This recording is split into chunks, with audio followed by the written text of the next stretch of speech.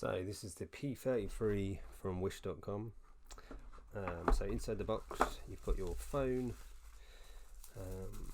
comes in protection. On the back you've got this turquoisey gradient effect back, which looks a bit like the Huawei phone that came out recently.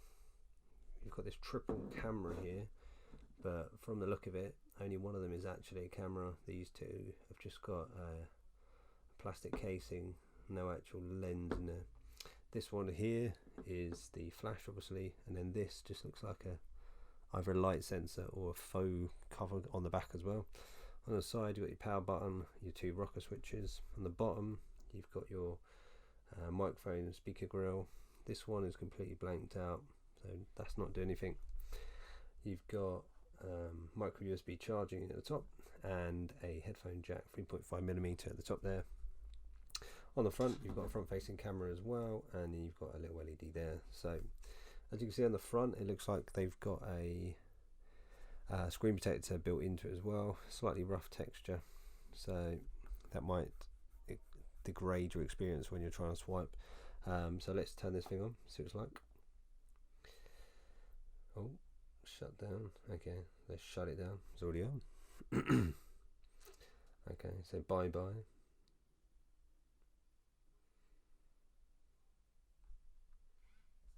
Okay, so let's see how long it takes to boot up. There we go. So welcome. So we're 10 seconds in already.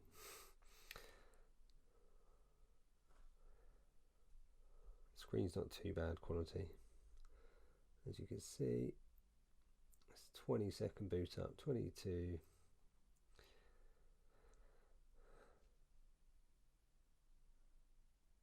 So it's 30 seconds to load up. So it's quite slow in terms of what you normally get from a phone, but remember this is a budget phone. This isn't a high-end iPhone or top-end Android phone either.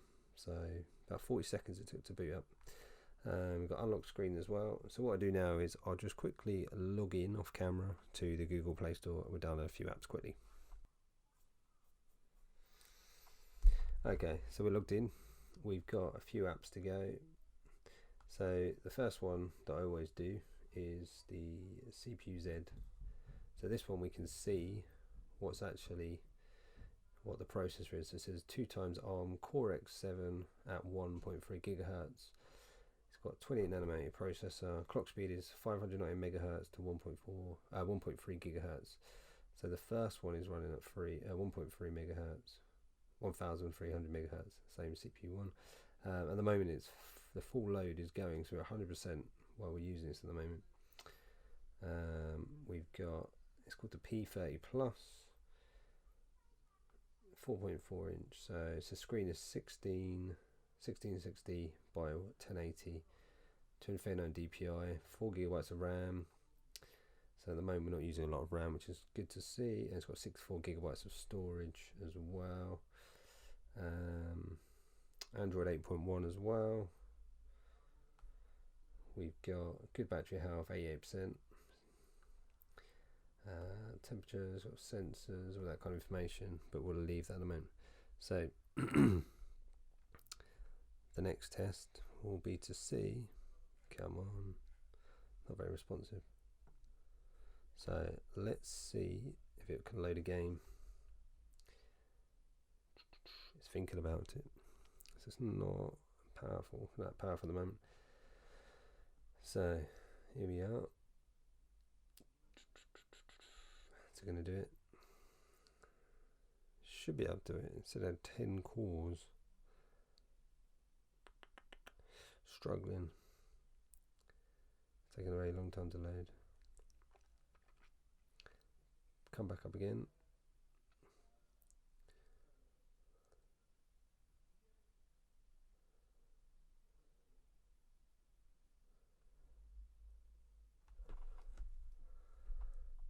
Really struggling to load a game. So we're up. See what speakers are like. Oh, we're full max on the speakers. No sound at the moment.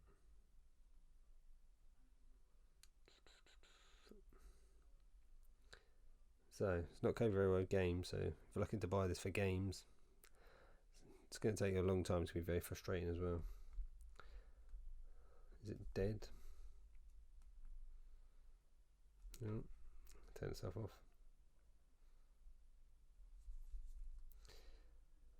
So it's not liking that game, is it? Oh, here we go. We're back in again.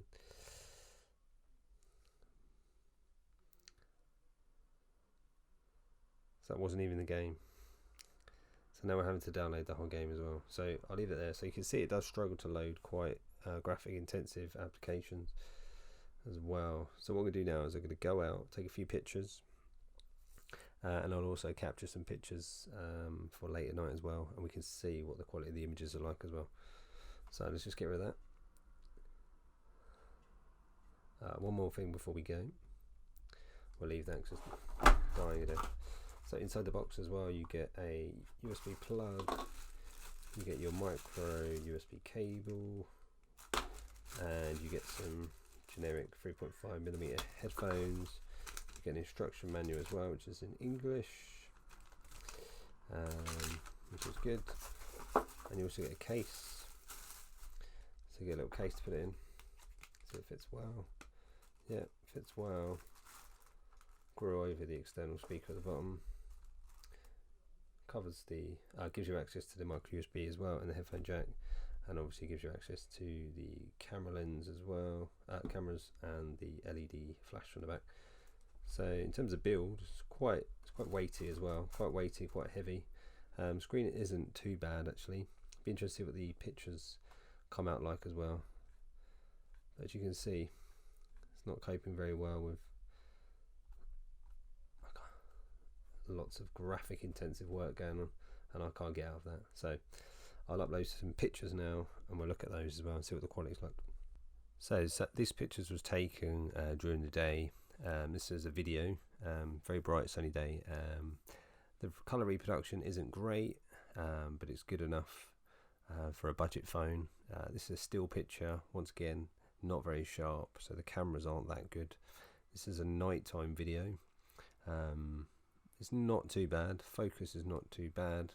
Pictures, struggles in low light as well. Still picture, can't really make out all the detail. So once again, not the sharpest cameras available. Detail as well, low light as well, not great.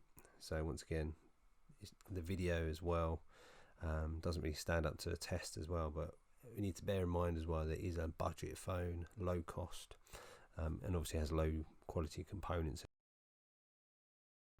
So this is the other features that you can get on the actual phone. So under security, you've got different options, which was something I was quite surprised at. You've got a fingerprint sensor, so you can set that up like you would on any other normal phone, but it's actually built into the screen, which was better than I thought it would be, especially on a budget phone, which was quite impressive.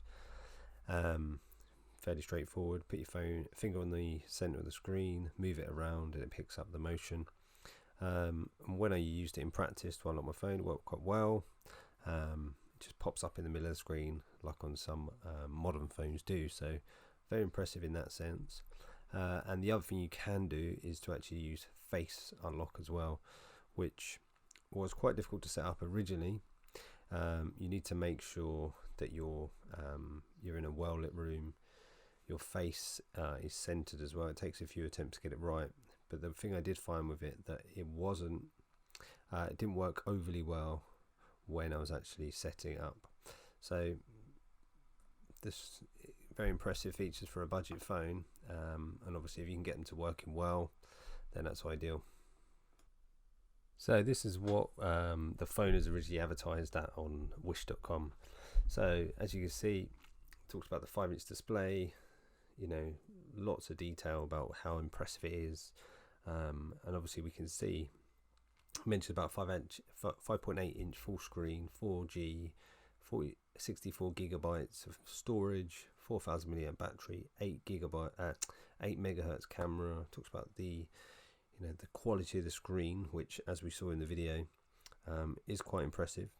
So obviously this was it wasn't bad in all honesty. It had lots and lots of features for the price. You know, some of it was very, very impressive, some of it wasn't amazing, especially when we tried to play some games. So if gaming is your thing, it's not going to be great for that purpose either. But there was a lot to like in there. So I was impressed with the face unlock, the fingerprint sensor unlock as well.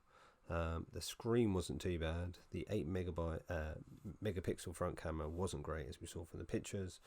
The back camera, 16 million HD rear cameras, I'm not convinced that all of those are actually active and they're working.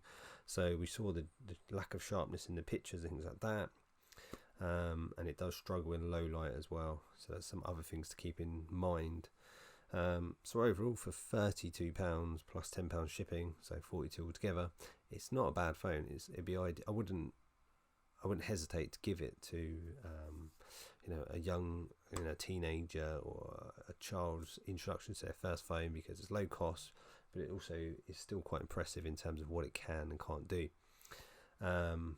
So yeah, if you're looking for a cheap budget Android phone that is good enough for a child, teenager, and you don't want to spend lots and lots of money on it, this is going to be good.